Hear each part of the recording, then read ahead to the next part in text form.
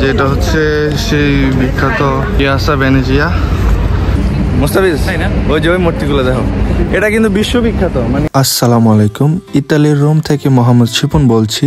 তো আজকে চলে আসলাম পিয়াজা ভেনেজিয়া। আর এই পিয়াজা ভেনেজিয়া হলো ইতালির রোমের একটি কেন্দ্র বলা হয় আর কি রোমের, যেটা প্রাচীনকালের রোমের একটি অনেক বড় পৃষ্ঠপোষক দপ্তর বা দূতাবাস ছিল। এটা মানুষকে এতই আকৃষ্ট করেছে যে এটার এত সৌন্দর্য, প্রতি বছর লক্ষ লক্ষ মানুষ টুরিস্ট এখানে আসে এটা দেখার জন্য। আর এটার নামকরণ করা হয় ভেনেজিয়া হচ্ছে এটার নাম, আর পিয়াজা হচ্ছে একটা স্কোয়ার, মানে এটার সামনে আগে অনেক বড় একটা স্কোয়ার ছিল, কয়েকটা রাস্তার লেনের একটা স্কোয়ার ছিল।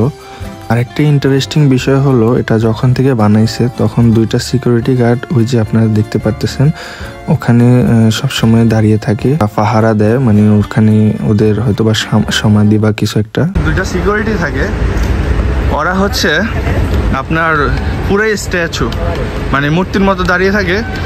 এই যে আপনাদেরকে আমি দেখাচ্ছি এখন যে, মানে বাট ওরা কিন্তু আসলে মানুষ, একবারে সারাক্ষণ এভাবেই দাঁড়িয়ে থাকে, একটু নড়াচড়াও করে না।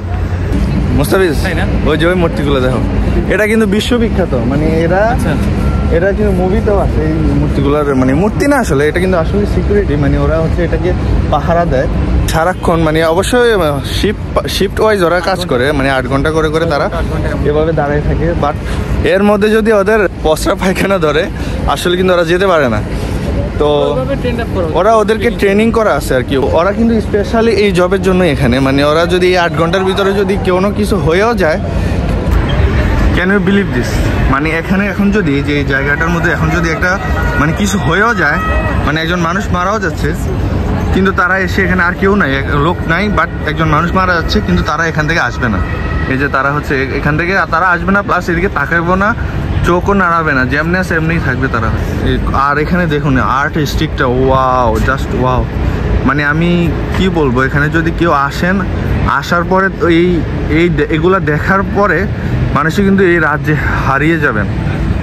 1500, 1000 বা 2000 বছর আগে বানানো এইসব গির্জা, এইসব বড় বড় স্ট্রাকচার, এইসব বড় বড় মহল, এইগুলা যারা বানিয়েছে তারা দেখুন কতটা দক্ষতা সম্পন্ন ছিল, মানে কতটা দক্ষতা সম্পন্ন থাকলে আর এগুলা বানাইতে পারে। বাট এখনকার মানুষরা কিন্তু দেখেন, এখনকার মানুষরা কিন্তু এভাবে কেউ কোনো বানাইতে পারেও না, আর বানায়ও না। আমি আজ পর্যন্ত মানে নতুন যারা এখন এগুলো বানায়, মানে এগুলো আগের যুগেরই, সব কিছুই কিন্তু পুরনো, জাস্ট ওরা মেরামত করে, উপর দিয়ে কয়েক বছর পর পর মেরামত করে, এইটুকুই জানি।